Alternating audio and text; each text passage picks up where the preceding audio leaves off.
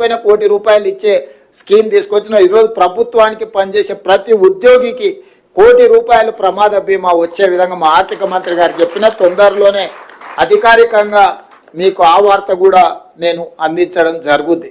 అదేవిధంగా చాలా ఇష్యూస్ మీరు నా దృష్టికి తీసుకొచ్చిండ్రు. నిరంతరం మీతో చర్చలు చేస్తూనే ఉన్నాం. గతంలో నెలకు 200 కూడా ఇచ్చేది కాదు, 100-150 ఇస్తే కూడా చాలా ఎక్కువ ఉండే మీ బెనిఫిట్స్. వాటిని మీతో చర్చలు చేసి అటు అటు అన్నిటిని తగ్గించుకుంటా దాన్ని పొదుపు సంఘం సభ్యుడిలాగా మారి మీకు దాదాపుగా 750 కోట్లు 700 800 మొన్న కొంత ఎక్కువ కూడా ఇచ్చినాం. ఏ మాత్రం నాకు వెసులుబాటు దొరికినా మీ రిటైర్మెంట్ బెనిఫిట్స్ మీ హక్కు, ఇది ఎవరి దయాదాక్షిణ్యం కాదు, నాకు తెలుసు. మీ బెనిఫిట్స్ అనేటివి మీరు కష్టపడి జమ చేసుకుని ప్రభుత్వం మీద విశ్వాసం నమ్మకం ఉండి మీరు జమ చేసుకున్నాయి. కాపలాదారుగా ఉండాల్సిన వాడు అవి లేవు అని అనడం సమంజసం కాదు. కాకపోతే నాకు 11-12 వేలు పేరుకపోవడం, ఇప్పుడు ఎవ్రీ మంత్ మీ రిటైర్మెంట్ బెనిఫిట్స్ దాదాపుగా 600-700 కోట్లు 1000 కోట్ల రూపాయలు ప్రతి నెల మీరు రిటైర్మెంట్ ఏజ్ పెంచడం వల్ల 58 నుంచి 61 పెంచడం వల్ల ఈరోజు ప్రతి నెల దాదాపుగా నాకు తెలిసి 1000 మంది రిటైర్ అవుతున్నారు, చిన్నోళ్ళు కానీ పెద్దోళ్ళు కానీ. ఒక ప్రభుత్వ ఉద్యోగి అటెండర్ నుంచి మీ గ్రూప్ 1 ఆఫీసర్ వరకు ఎవరన్నా రిటైర్ కానీ యావరేజ్గా నాకు ₹1,00,00,000 భారం. మినిమం 50 లక్షలు, ఎవరైనా సీనియర్ ఆఫీసర్ అయితే ₹1,20 లక్షలు, ₹1,30 లక్షలు రిటైర్మెంట్ బెనిఫిట్స్ ఇవ్వాల్సి వస్తుంది.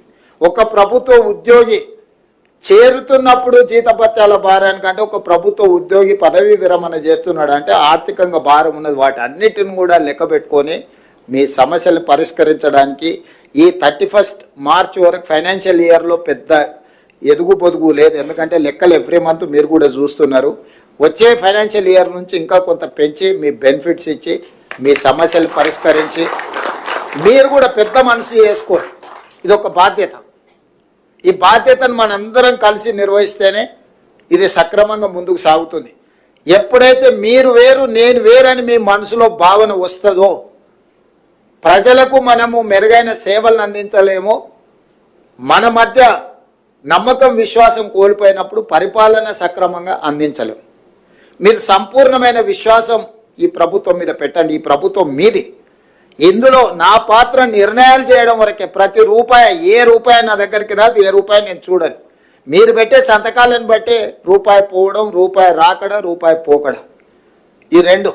దీంట్లో నేను నా వైపు నుంచి మీకు విజ్ఞప్తి చేసేది ఏంటంటే, కొత్తగా పన్నులు ఏం పెంచుతలేం మనం, కానీ వసూలు చేయాల్సిన పన్నులు చాలా అవకతవకలు జరుగుతున్నాయి. జిఎస్టీలో కానీ, ఎక్సైజ్లో కానీ, లేకపోతే శాండ్లో కానీ, ల్యాండ్లో కానీ ఇట్లాంటివి అన్ని అవకతవకలు జరుగుతున్నాయి.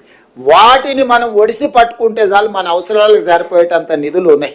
ఇవాళ జిఎస్టీ ఇన్పుట్ సబ్సిడీలు కానీ ఇట్లాంటివి చాలా ఫ్రాడ్ ఉంది. చాలామంది కట్టడం లేదంటే మనం కొన్ని దగ్గరలో మన అధికారులు, మన వ్యవస్థ, మన ప్రభుత్వము వాళ్ళ దగ్గరికి వెళ్ళి మీరు కట్టండి అని కూడా మనం అడగడం లేదు. ఫర్ ఎగ్జాంపుల్ ఒక చిన్న ఎగ్జాంపుల్ చెప్తా. రియల్ ఎస్టేట్లో ఒక ల్యాండ్ లార్డ్ ఉండి ఒక బిల్డర్కు డెవలప్మెంట్కి ఇస్తే ఒక 50 అపార్ట్మెంట్స్ కట్టిండు అనుకోండి, 30 అపార్ట్మెంట్ బిల్డర్కు 20 అపార్ట్మెంట్ భూమి యజమానికి వస్తే ఆ 30 అపార్ట్మెంట్స్ బిల్డర్